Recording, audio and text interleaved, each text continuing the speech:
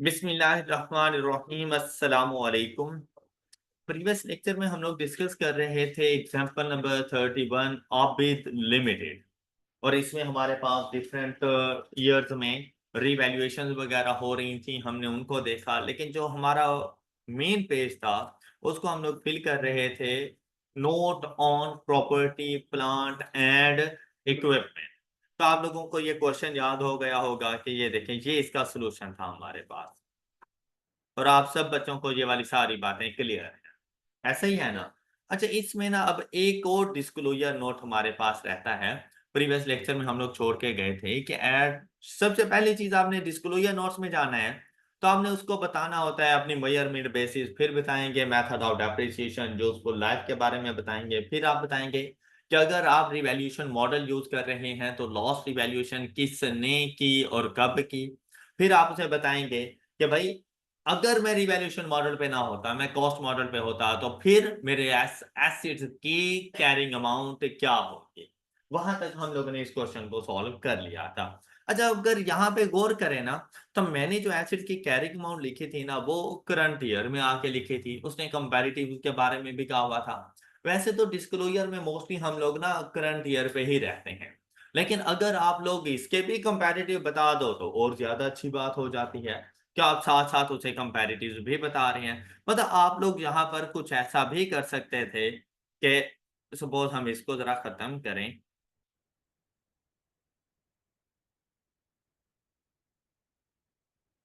तो हम लोग उसे बताएं कौन कौन से ईयर थे हमारे पास। Year 2014 and 15। तो हम लोग यहाँ पे जाएं और उसे यहाँ पे बताएं कि मेरे पास ईयर 2015, 2014। बतानी तीन ही चीजें हैं हम लोगों ने, कौन कौन सी? Cost, accumulated depreciation and WDV या कैरिंग अमाउंट। अब अगर 2014 में देखें ना, तो आपके पास चारों बिल्डिंग मौजूद थी, ऐसे ही है ना? और चारों बिल्डिंग्स की कॉस्ट कितनी थी? 300। तो आप यहाँ पे 300 लिख दो। लेकिन जब 2015 में गए थे तो चारों बिल्डिंग्स नहीं थी आपके पास। आपने यहां पर लिखना है अपना जस्ट बैलेंस कैरीड डाउन। आपने ड्यूरिंग द ईयर मूवमेंट के बारे में नहीं बताना। मूवमेंट ऊपर पता चल चुकी है उसको। यहां पर सिंपली देखो कि जब 2015 के एंड पर गए तो हमारे पास तीन बिल्डिंग मौजूद, तो तीन बिल्डिंग्स की कॉस्ट हमारे पास कितनी बन जाती है? तो आप यहां पे 225 लिखो। बात क्लियर? फिर आएंगे हम लोग की क्यूमुलेटिव डेप्रिसिएशन के ऊपर। तो अगर हम इधर की बात करें क्यूमुलेटिव डेप्रिसिएशन की, तो हम इसको कैसे कैलकुलेट करेंगे? अपने पास 300 डिवाइडेड बाय 20 मल्टीप्लाइड बाय, अब मैं 2014 में हूं, तो 31 दिसंबर 2014 तक का डेप्रिसिएशन एक्सपेंस। तो हमने इसको एक्वायर किया था इस एसेट को, तो 12, 13, 14 फॉर 3 इयर्स। तो इसका एक्यूमुलेटेड डेप्रिसिएशन का बैलेंस आ जाएगा हमारे पास 45। तो आप यहां पर उसे बता सकते हैं द वैल्यू इज, ये बात सब बच्चों को समझ आ गई होगी। अच्छा, जब यहां पर पहुंचेंगे और आपके पास आपके एसेट्स की कॉस्ट है 225, तो बेटा एक्यूमुलेटेड डेप्रिसिएशन भी तो इन्हीं एसेट की मौजूद होनी चाहिए। जो डिस्पोजल हुआ था वो अपनी कॉस्ट के साथ साथ अपनी एक्यूमुलेटेड डेप्रिसिएशन भी तो लेके गया था ना।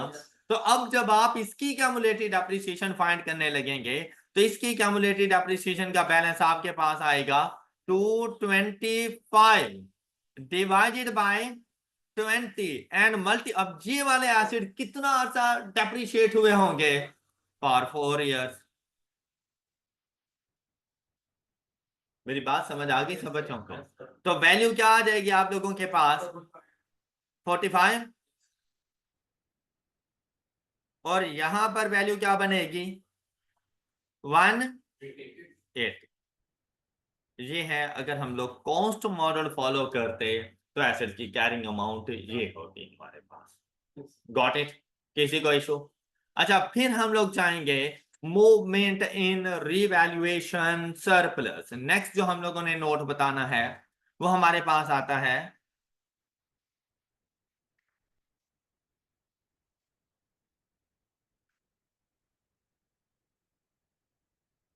Movement in revaluation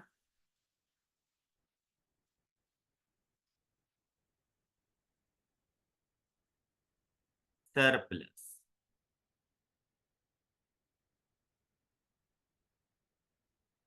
movement in revaluation surplus. अच्छा, जहां पर ना अगर रिवैल्यूएशन सरप्लस है तो मूवमेंट से मुराद है कि ड्यूरिंग द ईयर आपने रिटेन अर्निंग को ट्रांसफर कितना किया और eight the end of the year आपके पास कितना रिवैल्यूएशन सरप्लस अभी मौजूद है। अगर किसी किस्म का रिवैल्यूएशन लॉस है वो यहां पे बताने की जरूरत नहीं होती, लॉस की मूवमेंट नहीं शो करती। मूवमेंट इन रिवैल्यूएशन सरप्लस हम लोगों ने शो करना है। ये मेरी बात आपको समझ आ गई होगी, क्लियर। अच्छा, वो अब कैसे बताना है? वैसे तो आप लोगों ने बताना होता है कंपैरेटिव और साथ में करंट, कंपैरेटिव और करंट ईयर के बारे में। अब मेरे पास कंपैरेटिव और करंट, हम भी इसी के ऊपर जरा फोकस कर लेते हैं। ये देखिए 2015, 2014। अच्छा, अब यहां पे क्या कुछ बताया जाता है? आप लोगों ने सबसे पहले यहां पे लिखना है balance brought down, balance brought down सबसे पहले आप लोगों ने ये आके लिखना है। अच्छा, उसके बाद आप लोगों ने एंड पे तो बैलेंस कैरी डाउन चला जाएगा।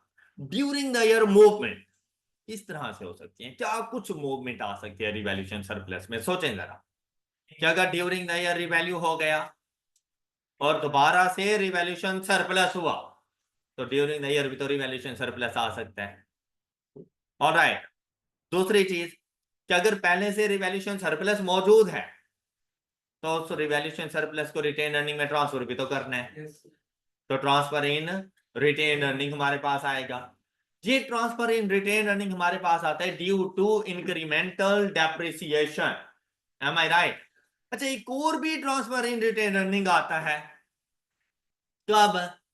जब जब हाँ, डिस्पोजल की वजह से भी आएगा, लेकिन वो भी तो उधर चला गया। डिस्पोजल की वजह से भी ट्रांसफर इन रिटेन अर्निंग आएगा। तीसरा, अगर लॉस हो जाए तो अभी तो रिटेन अर्निंग को ट्रांसफर होगा। क्या उस लॉस ने पहले हमारे रिवैल्यूएशन सरप्लस को खत्म करना है? ड्यू टू लॉस उसमें नेगेटिविटी आएगी, कम करेंगे उसको।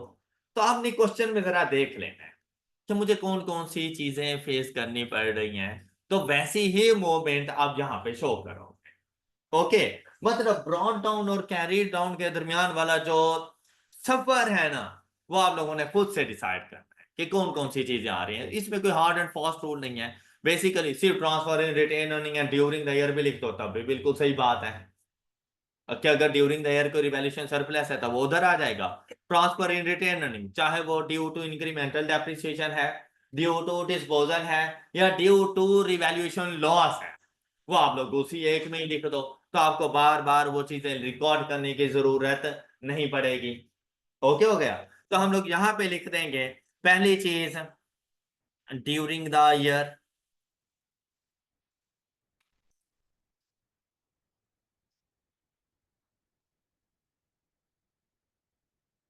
Revaluation surplus transfer to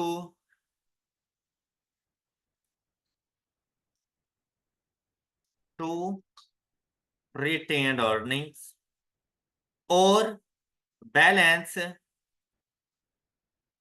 carried down. अच्छा, यहां पर अब थोड़ा सा सोचने की जरूरत है आप लोगों को। आप देखो कि आपने फर्स्ट टाइम एसिड रीवैल्यू कब किया। अब ये फ्रॉम द बिगिनिंग हमें देखनी पड़ती है चीजें। ये हम लोग, मैं डायरेक्ट आके 2014 को नहीं सॉल्व कर सकता, मुझे ये फ्रॉम द बिगिनिंग देखना पड़ेगा, फर्स्ट रिवैल्यूएशन से देखना पड़ेगा। अब यहां पे क्या कहता है कि फर्स्ट रिवैल्यूएशन किस दिन हुई? 2013। अब जिस दिन ये रिवैल्यूएशन हुई उस दिन मुझे देखना पड़ेगा कि रिवैल्यूएशन लॉस है या रिवैल्यूएशन गेन है मेरे पास। हाँ जी, तो जब फर्स्ट टाइम हम लोगों ने रिवैल्यूएशन की थी तो हमें क्या मिला था, ये देखो यहाँ पे देखो, फर्स्ट टाइम का तो कोई इशू नहीं होता ना हमें कि चाहे गेन है या लॉस है। तो फर्स्ट टाइम पे अगर आप यहाँ पे देखो तो हमें रिवैल्यूएशन गेन मिला था, कितने का, किस दिन मिला था, 1 जनवरी। तो भाई 2013 में ये रिटेन अर्निंग को ट्रांसफर हुआ था। क्या मैं 2013 की वर्किंग कर रहा हूं? सपोज अगर करनी होती, ये देखें, मैं अज्यूम कर लेता हूं कि जैसे मैं यहाँ पे 2013 की भी 12 की नहीं कर सकता, क्यों? क्योंकि रिवैल्यूएशन ही नहीं हुई थी। फर्स्ट टाइम जो रिवैल्यूएशन हुई है वो रिवैल्यूएशन ही 2013 में हुई। जब 2013 में फर्स्ट टाइम रिवैल्यूएशन हुई तो क्या किसी किस्म का कोई ओपनिंग होगा? किसी किस्म का कोई ओपनिंग होगा? नहीं है, कोई ओपनिंग नहीं है। ड्यूरिंग द ईयर कितना रिवैल्यूएशन सरप्लस आया, वो 38 यहां पे लिख। ओके, तो क्या 2013 में मैंने रिटेन अर्निंग को ट्रांसफर किया नहीं होगा? कितना ट्रांसफर किया होगा? 38 डिवाइडेड बाय 19। तो कितनी अमाउंट ट्रांसफर कर दी होगी मैंने? तो बाकी कितना बच गया मेरे पास? यही 36 मेरे 2014 का। बस ये बात आपने वहां पे जरा सोचनी थी कि ये 36 कैसे आ रहा है, कि 38 माइनस 2 करके ये 36 लिख दोगे। बात क्लियर? अच्छा, जैसे ही अगले साल आप एंटर हुए, कौन सी डेट पे पहुंच गए? 1 जनवरी 2000। तो उसी दिन आपने एसिड रीवैल्यू कर दिया, एम आई राइट? और जब रीवैल्यू किया, जरा यहां पे देखिएगा वर्किंग को, जब एसिड को रीवैल्यू किया तो आप लोगों को देखिए गेन मिला या लॉस मिला?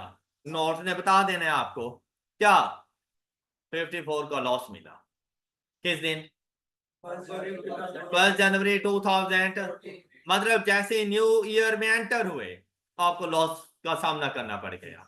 लॉस ने एडजस्ट होना है रिवैल्यूएशन सरप्लस के अगेंस्ट, और आपके सारे के सारे रिवैल्यूएशन सरप्लस को इसने खत्म कर देना है, ट्रांसफर टू। ओके, तो 2014 के एंड पर आपके पास किसी किस्म का कोई भी रिवैल्यूएशन सरप्लस मौजूद नहीं था। बात क्लियर हो गई? बात क्लियर? तो जब इधर किसी किस्म का कोई रिवैल्यूएशन सरप्लस ही नहीं था तो अगले साल किसी किस्म का कोई ओपनिंग नहीं मिलेगा आपको। अब ड्यूरिंग द ईयर जैसे ही आप आए, आपने एसिड को रिवैल्यू किया तो आपके एसिड में रिवैल्यूएशन गेन आ गया, कितने का? तो आपने जाके 34 नहीं लिख देना। अब यहां पर फिर से सोचना है कि मेरे पास लॉस हुआ था 54 का, उसमें से रिवैल्यूएशन सरप्लस को कितना चार्ज किया? 36, बाकी रह गया 18। ये बात समझ आई है सब बच्चों को? 18 में से लॉस भी तो रिटेन अर्निंग को ट्रांसफर हुआ। ये अलग बात है हम उसकी जर्नल एंट्री रिकॉर्ड नहीं कर रहे होते, लेकिन ट्रांसफर तो हुआ ना। 18 डिवाइडेड बाय 18 कितना ट्रांसफर हुआ? 1। तो बाकी कितना लॉस रह गया? 17 का लॉस रह गया। अभी गेन कितने का आया? तो क्या रिवैल्यूएशन सरप्लस 34 का है? क्यों? 17 का लॉस एडजस्ट करवाएगा और 17 का during the year revaluation surplus आएगा। ये बात समझ आई है? तो इस मरतबा ड्यूरिंग द ईयर जाके आपने जो रिकॉर्ड करना है वो करोगे, और ये रिटेन अर्निंग को ट्रांसफर होगा 17 डिवाइडेड बाय 17। तो at the end of the period आप लोगों के पास रिमेनिंग रिवैल्यूएशन सरप्लस होगा। ये है मूवमेंट इन रिवैल्यूएशन सरप्लस। बेटा 18 तो उसके साथ था 2014 में। ठीक है, वो सरप्लस ट्रांसफर किया, मतलब लॉस की बात है। ओके, हो गई बात? किसी को इशू? All clear? चले, गुड, शाबाश। इसी के साथ आप लोगों के ये नोट्स कंप्लीट हो जाते हैं। ओके, हो गई? अच्छा, अब अगर मैं यहां पर जर्नल एंट्रीज की वैसे बात करूं, इस क्वेश्चन की जर्नल एंट्रीज, तो क्या आप लोग मुझे लिखवा सकते हो इस क्वेश्चन की जर्नल एंट्रीज? आप लोगों ने बना ली थी?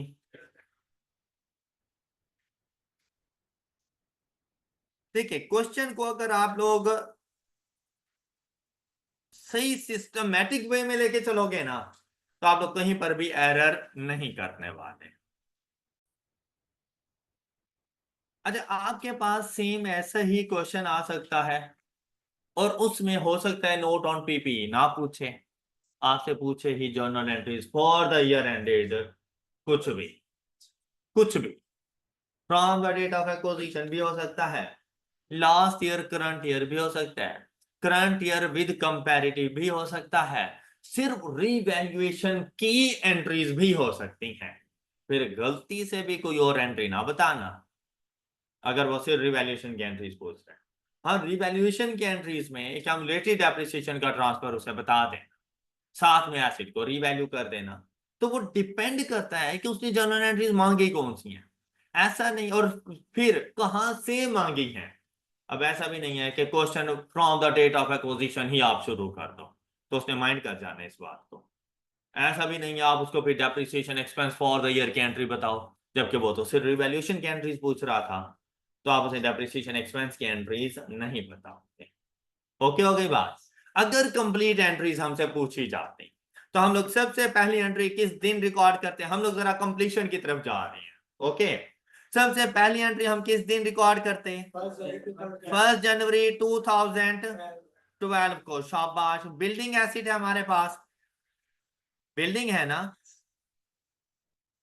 बिल्डिंग अकाउंट को डेबिट करेंगे और बैंक अकाउंट को क्रेडिट करेंगे बाय रुपीज। ये देखो इस 300, फिर जिस तरह से आपने ये डिस्क्रिप्शन को लेफ्ट राइट किया था ना, अमाउंट में भी इतना लेफ्ट राइट होना चाहिए। ऑलराइट, और क्वेश्चन के स्टार्ट में ही हमने बता दिया था all amounts in rupees million. Okay हो गई। अब यहां पे नरेशन क्या आ जाएगी, एक्विजिशन,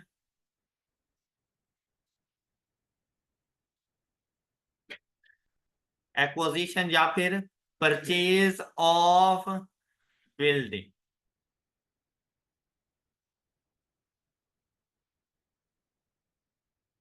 ये फर्स्ट एंट्री कंप्लीट। अच्छा, ये फर्स्ट एंट्री 1 जनवरी को रिकॉर्ड की, क्या 2012 कोई और काम हुआ नहीं। अब क्या करना चाहिए हमें, कौन सी डेट पे चले जाएं हम लोग, 31 2012। हाँ जी, क्या एंट्री रिकॉर्ड करेंगे, डेप्रिसिएशन एक्सपेंस अकाउंट डेबिट और accumulated depreciation account credit by. अब ये देखो 300 डिवाइडेड बाय, मुझे बताओ कोई वर्किंग यहाँ पे बताने की उसे जरूरत थी, कितना आ जाएगा भाई, ये 15 लिखो यहाँ पे, depreciation expense for the year,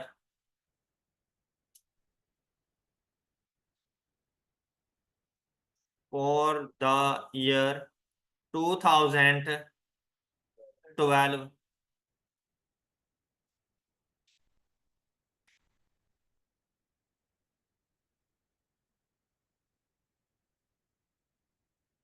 अच्छा जी, नेक्स्ट 1 जनवरी 2000 रीवैल्यूएशन हुई। अगर सपोज के सिर्फ रीवैल्यूएशन की एंट्रीज मांगता तो मेरी पहली जर्नल एंट्री यही होती जो अब करने जा रहा, तो मैं ऊपर वाली दो एंट्रीज उसको कभी भी ना बताता। फिर मेरे पास क्या चीज करता यहाँ पे जी, एक्यूमुलेटेड डेप्रिसिएशन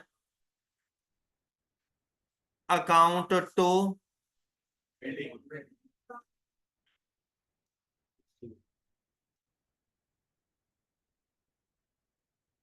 बिल्डिंग अकाउंट, कितनी अमाउंट 15, ये आ गई हमारे पास, transfer of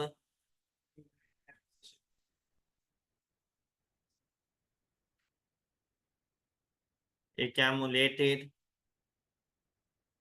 depreciation to bill।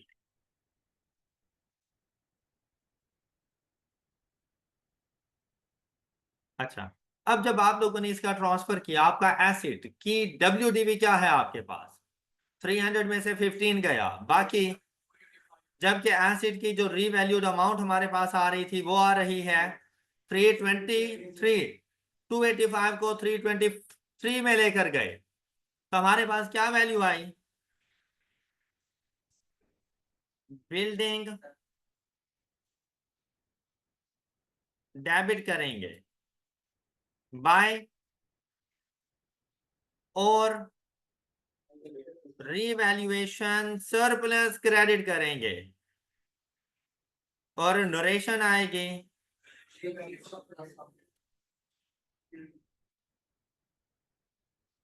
Revaluation of building. अच्छा, गेन है तो आप लोग लिख सकते हो revaluation gain on building, loss हो तो लिख दिया करो रिवैल्यूएशन लॉस ऑन बिल्डिंग, लिख सकते हो। सिर्फ रिवैल्यूएशन ऑफ बिल्डिंग लिख दो तब भी बिल्कुल ठीक है। ऑलराइट, किसी को एतराज?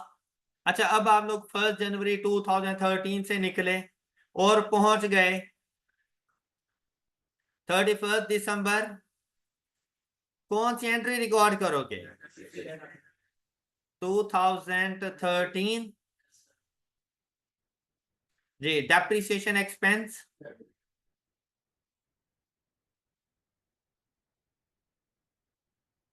और एक्यूमुलेटेड डेप्रिसिएशन क्रेडिट जी, कितनी अमाउंट? 323 डिवाइडेड बाय 19 जी, 17। अच्छा, अब ये नरेशन आप लिख लोगे, हाँ, उसमें टाइम तो ना वेस्ट करो ना। अच्छा, इससे पहले देखें कि आपका एसिड रिवैल्यू हुआ? यस, रिवैल्यूएशन सरप्लस है या लॉस है? तो हमारा रूल क्या था कि अगर रिवैल्यूएशन सरप्लस मौजूद हो तो at the end of the accounting period आपने दो एंट्रीज रिकॉर्ड करनी है, एक डेप्रिसिएशन एक्सपेंस की और दूसरी रिवैल्यूएशन सरप्लस टू, और इसकी नोरेशन क्या बनाओगे? Transfer of revaluation surplus to retained earning. कितने का रिवैल्यूएशन सरप्लस था? डिवाइडेड बाय कितनी अमाउंट ट्रांसफर करोगे? ये लो। अब बताओ, कोई है वर्किंग वगैरह एक्स्ट्रा जाके करने की जरूरत है? बस आपका क्वेश्चन कंप्लीट होता जा रहा है। भैया आपको खुश होना चाहिए इस बात पर कि आप वो काम कर रहे हो जिस पर आपको मार्क्स मिलने हैं। ऑलराइट, अदरवाइज आप देखो कि वर्किंग में मौजूद हो, आप काम कर रहे हो, मार्क्स नहीं मिल रहे। ये होता है hard work and smart work, तो इन दोनों में जरा डिफरेंशिएट होना चाहिए।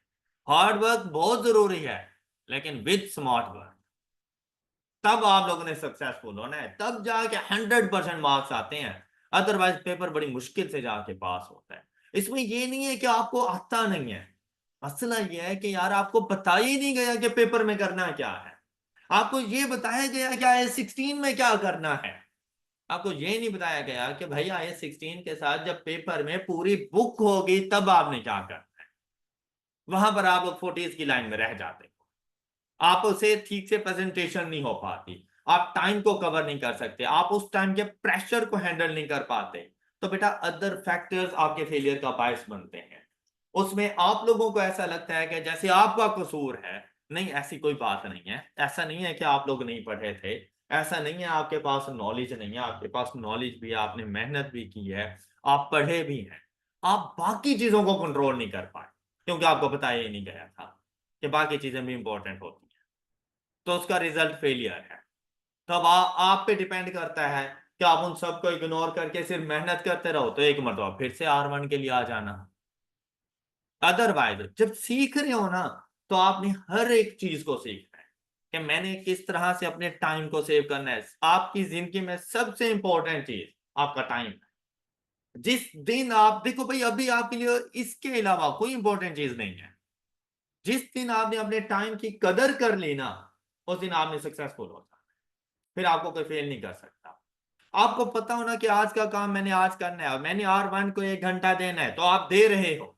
आपको पता है बस 1 घंटे में इसका काम कंप्लीट, अब मैंने अगला टाइम किसी और सब्जेक्ट को देना है। आपने 4 सब्जेक्ट भी उठाए हैं ना, फर्स्ट अटेम्प्ट में पास हो जाएंगे। जब आप किसी भी सब्जेक्ट के साथ नाइंसाफी करते हो ना, तो वो ना खुद फेल होता है बल्कि बाकी भी साथ में फेल करवाता है। तो आपने वो नाइंसाफी नहीं होने देनी। हर सब्जेक्ट का अपना अपना हक है जो आपने अदा कर, फिर चारों के चारों सब्जेक्ट भी पास हो जाए, लेकिन विद कंसिस्टेंसी। ये वो गेम नहीं है कि आप लोग कहोगे कि मैं लास्ट मंथ में जाके मैंने सारी मेहनत करनी है। लास्ट मंथ में मेहनत है, बेपनाह मेहनत है, लेकिन रिवीजन के ऊपर है, स्टडी के ऊपर नहीं है। उस टाइम पे आपने कोई कॉन्सेप्ट नहीं सीखना, उस टाइम पे सिर्फ आपने रिवीजन कर, जब हमारे सिलेबस एंड हो जाते हैं। ओके। अच्छा, अब जैसे ही आप यहां पे पहुंच गए, क्या 2013 कंप्लीट नहीं हो गया? हो गया ना। अच्छा, अब सपोज अगर जर्नल एंट्रीज हमसे मांगे जाते हैं कि भाई for the year 2015 with comparative, तो ये मैंने जितनी भी जर्नल एंट्री रिकॉर्ड की थी उनमें से एक भी नहीं करनी थी।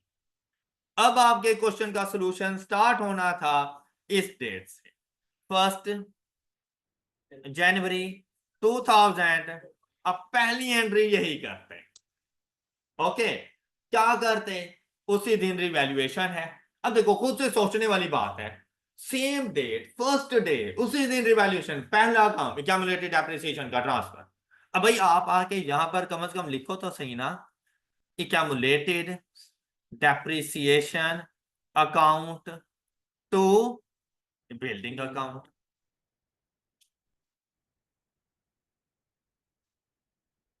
अब क्वेश्चन ये आता है कि कितनी अमाउंट से। अब अगर मैं प्रीवियस एंट्री बना चुका हूं तो यहां से तो मुझे पता चल जाएगा 17 है ना।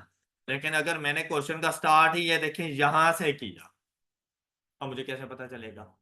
अब मैंने देखना है कि मैं जिस डेट पे मौजूद हूं उससे लास्ट रिवैल्यूएशन कौन सी अमाउंट पर हुई, तो डेप्रिसिएशन भी इसी की मौजूद होगी। फिर कितना अरसा पहले हुई, तो सिर्फ 1 साल की क्यूमुलेटेड डेप्रिसिएशन होगी।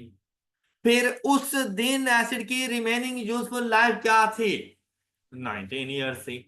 तो मुझे यहां से डेप्रिसिएशन एक्सपेंस का पता चल जाएगा, 323 डिवाइडेड बाय 19।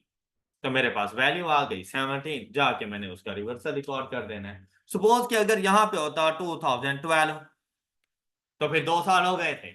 फिर मैं जाके क्या करता, 323 डिवाइडेड बाय, मल्टीप्लाइड नहीं 19 ही होता, मल्टीप्लाइड बाय 2, क्योंकि 2 साल पहले हुई थी। ओके, सपोज कि अगर यहाँ पे 2011 होता, 3 साल पहले हुई थी, मल्टीप्लाइड बाय 3, ये इसकी क्यूमुलेटेड एप्रिसिएशन आ जाती, जिसका मैंने रिवर्सल रिकॉर्ड करना था, जिसको मैंने ट्रांसफर करना था बिल्डिंग अकाउंट में। जी, लास्ट डेट पे बेटा 19 साल ही थी जिस दिन लास्ट मैंने रिवैल्यूएशन की थी 323 की। 20 ईयर्स इन टोटल थी 2012 में, ठीक है। 13 में आके वो हो गई थी रिवैल्यूएशन, उसके बाद तो 19 ही रहेगी ना।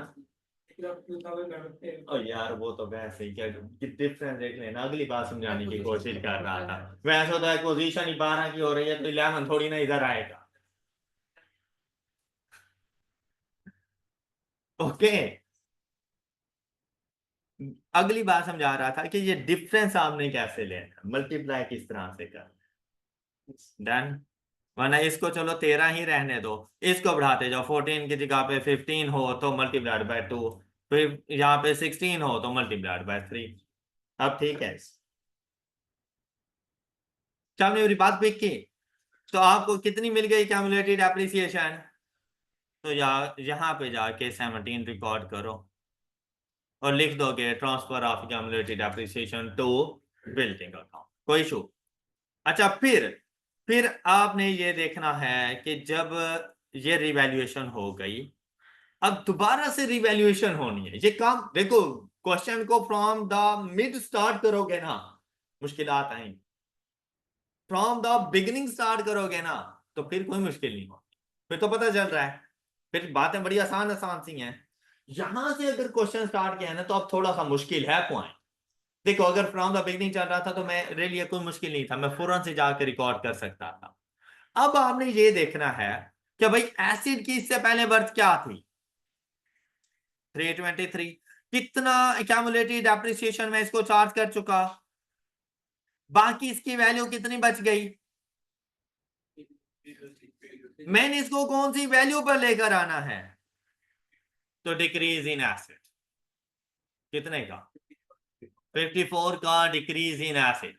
ये बात कंफर्म हो गई है कि एसिड बिल्डिंग ने क्रेडिट होना है बाय, लेकिन ये सोचने वाली बात है कि ये 54 डेबिट किसको करना है। ओके, अगर ये फर्स्ट टाइम रिवैल्यूएशन हो रही होती और रिवैल्यूएशन लॉस होता, फिर तो मैं प्रॉफिट और लॉस काउंट को चार्ज कर देता, लेकिन अभी सारे का सारा प्रॉफिट और लॉस काउंट को चार्ज अब आपने ऊपर देखना है फर्स्ट रिवैल्यूएशन पर कि भाई तुम्हारे पास सरप्लस था या लॉस था। उसने कहा सरप्लस था, हमने कहा कितने का, 38 का। उस साल ट्रांसफर भी हो गया 2 का, बाकी कितना बच गया। अब ये कैलकुलेशन आप कर सकते हो जाएगी ये कैलकुलेशन। तो आप लोगों ने यहाँ पे क्या जाके रिकॉर्ड करना है, पहले रिवैल्यूएशन सरप्लस कितने का, फिर प्रॉफिट और लॉस, रिवैल्यूएशन लॉस प्रॉफिट और लॉस अकाउंट में चार्ज होता है ना, वो जाके रिकॉर्ड करना है कितना, 54 माइनस क्या अमाउंट आ जाएगी, 18, और बिल्डिंग अकाउंट को क्रेडिट किया,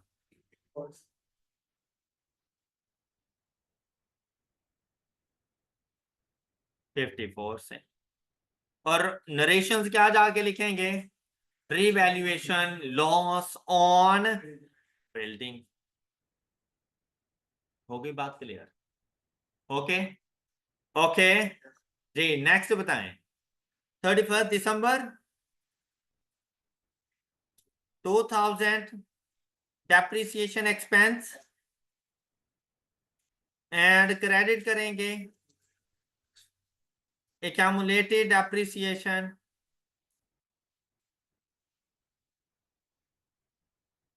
कितनी अमाउंट, कितनी amount, 252 divided by, and the value is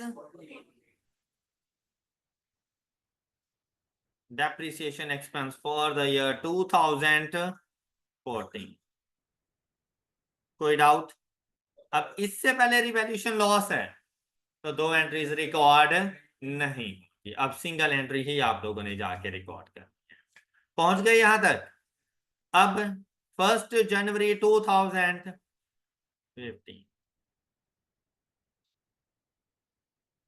2015 okay, क्या रिवैल्यूएशन हुई तो एक्यूमुलेटेड डेप्रिसिएशन अकाउंट तो कितनी अमाउंट से,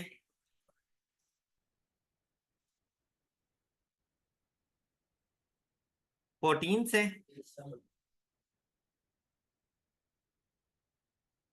transfer of accumulated depreciation to building. अच्छा, फिर इसी दिन आप लोगों ने एसिड को रिवैल्यू किया, रिवैल्यूएशन सरप्लस या रिवैल्यूएशन लॉस, गेन या लॉस, गेन कितनी अमाउंट का, कितने अमाउंट का, तो बिल्डिंग अकाउंट ने डेबिट हो जाना, एक्सप्लेनेशन की जरूरत है इसकी, बिल्डिंग अकाउंट ने डेबिट हो जाना है बाय, लेकिन ये 34 किसको चार्ज करें, तो इससे पहले लॉस आया था, कितने का लॉस था, लॉस कितने का था, 18 का लॉस था। ओके, लेकिन अब जब हम इसको लेकर जाएंगे ये रिटेन अर्निंग से, तो 18 नहीं लेकर जाएंगे, 17। क्यों, क्योंकि due to decrease in depreciation of 1 million, 18 में से 1 मिलियन, 1 मिलियन का लॉस एडजस्ट कर चुके हैं, किस फॉर्म में, डिक्रीज इन डेप्रिसिएशन की फॉर्म। ओके, तो बाकी लॉस कितना बच गया, तो वो 17 का लॉस यहां पे रखोगे। अब इसकी जो बैलेंसिंग वैल्यू है वो चार्ज कर दोगे सरप्लस में, अब रिवैल्यूएशन गेन ऑन बिल्डिंग।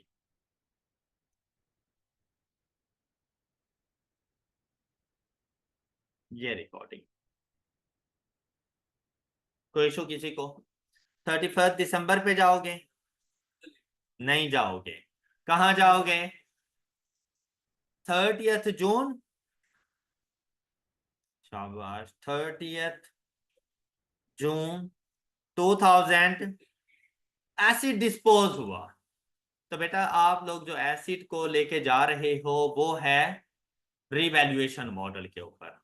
तो जब आप इसको डिस्पोज करने के लिए जाओगे तो रिवैल्यूड अमाउंट ने ही डिस्पोज होना है। फिर ये देखो कि बाकी तमाम एसिड्स के ऊपर आपके पास रिवैल्यूएशन सरप्लस मौजूद है। तो सबसे पहला काम डिस्पोज्ड एसिड के ऊपर देखो रिवैल्यूएशन सरप्लस कितना है। सबसे पहला काम डिस्पोज्ड एसिड के ऊपर रिवैल्यूएशन सरप्लस कितना है at the date of disposal. मेरी बात पे की है क्या? रिवैल्यूएशन आपके डिस्पोज्ड एसिड के ऊपर revaluation surplus at the date of. भाई अब देखो आपने एसिड्स को रिवैल्यू किया किस दिन? किस दिन रिवैल्यू किया आपने अपने एसिड्स को? 1 जनवरी 2015। किसी किस्म की कोई क्यूमुलेटिव डेप्रिसिएशन नहीं है। और उसी दिन रिवैल्यूएशन सरप्लस आया कितने का? 17 का। ओके, अब आपने क्या करना है वर्किंग में, इस 17 के ना दो हिस्से करने हैं। टोटल रिवैल्यूएशन सरप्लस है 17 का, इस 17 के करने हैं दो हिस्से। कौन कौन से? कुछ चार्ज कर देना है उन एसिड्स को जो eight the end of the period आपके पास मौजूद हैं, और जो डिस्पोज्ड एसिड का रिवैल्यूएशन सरप्लस है वो अलग कर देना है। आपके पास ये 4 बिल्डिंग्स का रिवैल्यूएशन सरप्लस है, तो क्या हर किसी की बर्थ एक जैसी नहीं है? तो रिवैल्यूएशन सरप्लस भी तो हर किसी ने इक्वली इक्वली डिस्ट्रीब्यूट करना है। क्या ख्याल है? तो 17 डिवाइडेड बाय 4, 4.25, ये आ जाएगा अलग डिस्पोज्ड एसिड के ऊपर। और जो रिमेनिंग आपके पास बच जाता है 12.75, इसको अलग कर दो। ये बात समझ आई? जब भी डिस्पोजल हो हमने यही काम करना है। तो अगर सपोज ये तो सेम सेम था, हम लोगों ने कैलकुलेट कर लिया, कभी वो आपसे कह देगा कि भाई टोटल जो भी रिवैल्यूएशन सरप्लस है उसके ऊपर जो डिस्पोज एसिड का रिवैल्यूएशन सरप्लस है ना वो इतनी अमाउंट का है, तो हम लोग वही अमाउंट लिख देंगे और रिमेनिंग अदर एसिड्स के लिए हो जाएगा। ओके, यहाँ पर सेम सेम थे तो हमने कैलकुलेट कर लिया कि एक एसिड के ऊपर 4.25 का है। अब ये जो 12.75 है ये तो पूरा साल रहेगा eight the end of the accounting period. इसको जाके रिटेन अर्निंग में जो भी इसका हिस्सा बनेगा आपने ट्रांसफर कर देना है। लेकिन क्या ये at the end of the accounting period तक जाएगा? नहीं। बेसिकली अब बात सुनिएगा जरा, बेसिकली इसने 4.25 ने सारे का सारा ही रिटेन अर्निंग को ट्रांसफर होना है। डिस्पोज एसिड के ऊपर है ना, ट्रांसफर इसने रिटेन अर्निंग को सारे का सारा होना है, लेकिन पहले होगा ड्यू टू इंक्रीमेंटल डेप्रिसिएशन। क्या? पहले होगा ड्यू टू इंक्रीमेंटल डेप्रिसिएशन। भाई 6 माह की तो डेप्रिसिएशन चार्ज हो रही है ना, तो 6 माह का भी तो इंक्रीमेंटल डेप्रिसिएशन आएगा। अब डिस्पोजल के टाइम पर आप लोगों ने ये देखना है कि भाई डिस्पोजल के ऊपर हमारा रिवैल्यूएशन सरप्लस जो अभी तक रिटेन अर्निंग को ट्रांसफर नहीं हुआ वो कितना है। अब यहाँ पर ना डिफरेंट डिफरेंट जर्नल एंट्रीज बन सकती हैं, मतलब आप लोगों पे डिपेंड करता है। आपने इसको सारे के सारा इधर ही अकाउंट फॉर करना है, आधा इधर करना है, आधा eight the end of the year लेके जाना है, तो वो डिपेंड करता होता है कि किस तरह से है। सबसे पहली चीज भाई इंक्रीमेंटल डेप्रिसिएशन आनी है, डेप्रिसिएशन भी चार्ज होनी है। बच्चे चाहे डिस्पोजल के ऊपर डेप्रिसिएशन हो चाहे बाकी तमाम एसिड के ऊपर हो, डेप्रिसिएशन एक्सपेंस रिकॉर्ड तो at the end of the year ही करते हैं ना। किसी को इस बात पे एतराज? तो यार उसकी एंट्री भी तो उस टाइम पे ही करेंगे। ओके, डेप्रिसिएशन एक्सपेंस की entry at the end of the accounting period ही करेंगे। उसी में हम लोगों ने जाकर डिस्पोजल के ऊपर जो 6 मंथ का डेप्रिसिएशन एक्सपेंस है ना वो भी उसी में ही जाके चार्ज करेंगे। ये बात समझ आई है? तो चार्ज जब उस टाइम पे कर रहा हूं तो क्या आपको लगता है कि क्यूमुलेटिव डेप्रिसिएशन अभी चार्ज ना करो? यार पता तो है ना मुझे कि कितना चार्ज करना है। हाँ, तो क्यूमुलेटिव डेप्रिसिएशन तो उतनी चार्ज कर लो। सेम केस रिवैल्यूएशन सरप्लस के साथ है कि बेसिकली डेप्रिसिएशन एक्सपेंस के साथ जो इंक्रीमेंटल डेप्रिसिएशन गई है उतना तो रिटेन अर्निंग को ट्रांसफर होना है। अच्छा, ये जो डिस्पोज एसिड वाला है ये कितना ट्रांसफर हो जाएगा? 4 पॉइंट डिवाइडेड बाय 17 लेकिन मल्टीप्लाइड बाय 6/12, तो देखो कितनी वैल्यू आ रही है ये आपके पास 0.125। ये वो अमाउंट है जो रिटेन अर्निंग को ट्रांसफर होनी है इंक्रीमेंटल डेप्रिसिएशन के अगेंस्ट। Got it? तो बाकी कितनी अमाउंट बच जाएगी? बाकी 4.125। ये वो रिवैल्यूएशन सरप्लस है जो इसके बावजूद रिटेन अर्निंग को ट्रांसफर होने के बावजूद भी रिवैल्यूएशन सरप्लस का पार्ट है। और ये वो अमाउंट है जिसका ताल्लुक सिर्फ डिस्पोज्ड एसिड के साथ है। क्या आपको मेरी ये बात समझ आई? ये बात क्लियर? अब जब आपके पास वो एसिड ही नहीं रहा तो क्या उसका रिवैल्यूएशन सरप्लस हमने पास रखना है? तो आ जाओ ट्रांसफर कर दो। At the time of disposal जितना भी रिवैल्यूएशन सरप्लस हो सारे का सारा ट्रांसफर कर देना टू, और कितना है जो यूटिलाइज अभी नहीं हुआ? 4.125। ये at the date of disposal ये वाली एंट्री रिकॉर्ड कर दे। Transfer of revaluation surplus on disposed asset to retainer. ये बात क्लियर? अब डिस्पोजल की एंट्री रिकॉर्ड करना। डिस्पोजल की एंट्री के लिए अगर आप लोग देखो तो देखो भाई एक्यूमुलेटेड एप्रिसिएशन आएगी, साथ में आप लोगों ने अमाउंट रिसीव की तो बैंक अकाउंट में पैसा जाएगा। तीसरी लाइन खाली छोड़ दो, एक्सचेंज ऑफ एसेट तो नहीं है ना, तीसरी लाइन खाली छोड़ दो। चौथी लाइन क्रेडिट साइड पे आके अपनी बिल्डिंग की अमाउंट लिखो। बिल्डिंग की रिवैल्यूड अमाउंट कितनी आ रही है आपके पास? इस पर एक्यूमुलेटेड एप्रिसिएशन कितनी आ रही है आपके पास? 68 divided by 17 multiplied by 6/12 is equal to 2। Okay, amount receive कितनी की? 80, यहां पर 80 आ जाएगा। तो प्रॉफिट और loss account on credit side means that gain on disposal of rupees, ये डिस्पोजल की एंट्री रिकॉर्ड हो गई।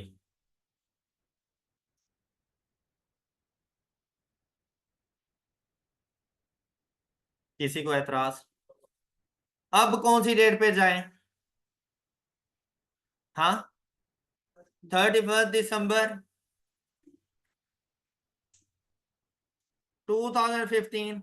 पहली एंट्री कौन सी रिकॉर्ड करेंगे? Depreciation expense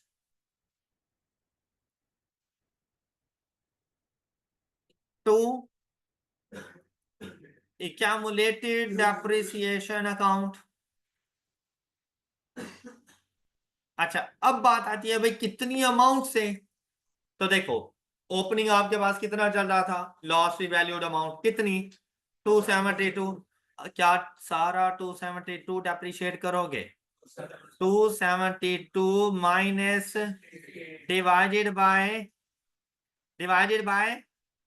17 plus 68 divided bye multiplied by,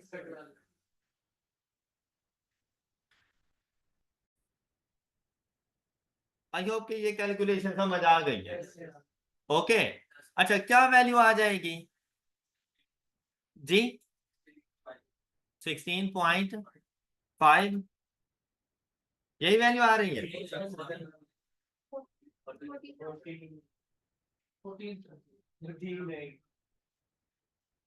ये पूरा साल डेप्रिशिएट हो रहा है, वो सिर्फ हाफ ईयर के लिए डेप्रिशिएट हो रहा है, वो 2 आ जाएगी वैल्यू।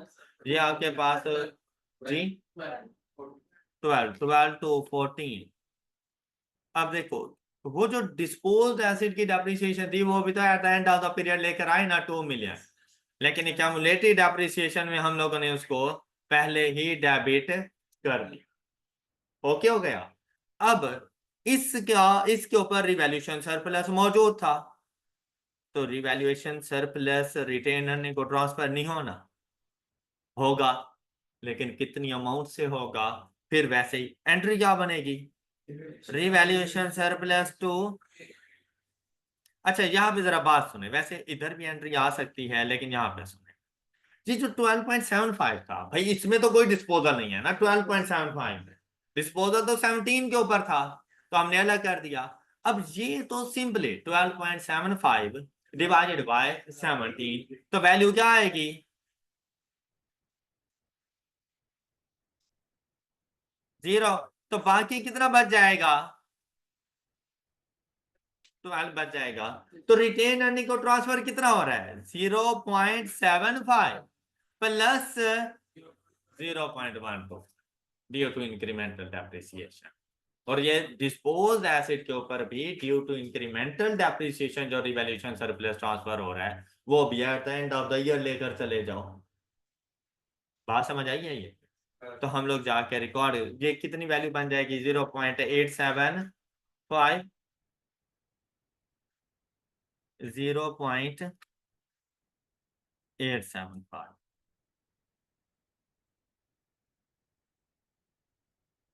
हाँ जी, ओके है ये बात। कोई ऐसा स्टूडेंट जिसको समझ ना आई हो ये बातें? डिस्पोजल के बारे में अभी हम लोग 2-3 और क्वेश्चन सॉल्व करेंगे। अभी तो ये एक सिंपल सा क्वेश्चन था कि आप लोगों को सिर्फ चीज़ों के बारे में बताना, मजीद इसमें थोड़ी बहुत कॉम्प्लेक्सिटी भी हम लोग लेते आएंगे, और इसमें मजीद हम लोग कॉन्सेप्ट सीखते जाएंगे कि हम लोगों ने इसको किस तरह से अकाउंट फॉर करना होता है, कौन कौन से हमारे पास मेथड्स वगैरह आएंगे। आई होप कि यहाँ तक की सारी सिचुएशन, यहाँ तक की सारी बातें आप लोगों को अच्छे तरीके से समझ आ चुकी होंगी। आपकी तरफ से किसी का कोई क्वेश्चन जो अभी तक हम लोगों ने पढ़ा, इसमें अगर किसी का कोई क्वेश्चन वगैरह हो तो सबको क्लियर? चलें, अब आप लोग अपने आप को टेस्ट के लिए तैयार करें। अभी आपका टेस्ट होने लगा है, फिर इंशाल्लाह हम उसकी डिस्कशन वगैरह आपके साथ शेयर करेंगे। तो दैट्स ऑल फॉर टुडे। अपना ख्याल रखिए। अल्लाह हाफ़िज़।